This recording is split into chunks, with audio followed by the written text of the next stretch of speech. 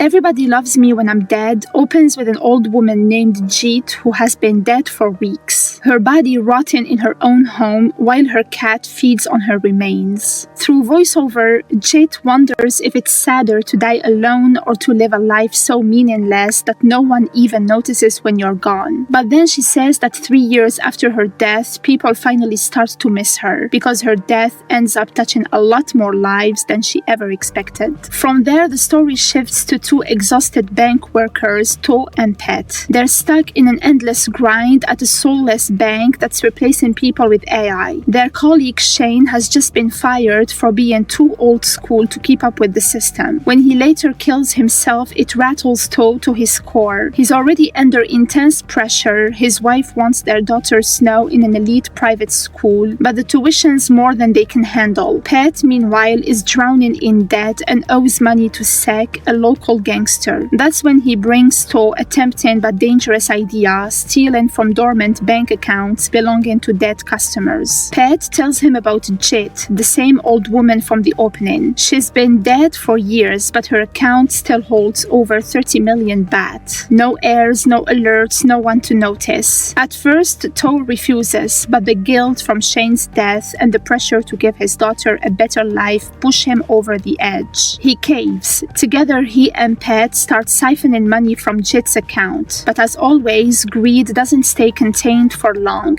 Pet starts taking bigger chunks, and that's when the real danger enters the picture. We meet Kamnan, a violent gangster who once had a maid named Jeet. Turns out the money in her account wasn't really hers, it was his. She ran off with it years ago, and now he's found out it's still sitting in the bank. Before he can reclaim it though, his right-hand man Vodka betrays him, sets him on fire, and decides to go after the money himself. Vodka tracks down Jeet's estranged daughter Cam, convincing her to come with him since only she can legally access the account. Cam barely knew her mom and wants nothing to do with the money, but Vodka drags her into the chaos anyway. Meanwhile, To's life spirals. Pet's greed grows, his boss Wood gets suspicious, and when To tries to cover his tracks, everything blows up. Wood ends up dead, killed by the thug Sek after To leads them to him. To keep the heat off, To and Pet stash Wood's body in a freezer, but it's too late. The mess is already spreading. When Cam shows up at the bank with Vodka, it all collides. To realizes these two strangers are somehow connected to the account he's been stealing from. When Vodka goes after Cam, Pet saves her from being killed. They hide out together, and for the first time Cam opens up, admitting she'd once rejected her mother's attempt to reconnect. Meanwhile, To is desperate to protect his family. He convinces Pet to lure Vodka to Sek's warehouse, hoping the gangs will wipe each other out. But that plan backfires. Sek kills Pet, Vodka kills Sek, and then To jumps into the firefight himself.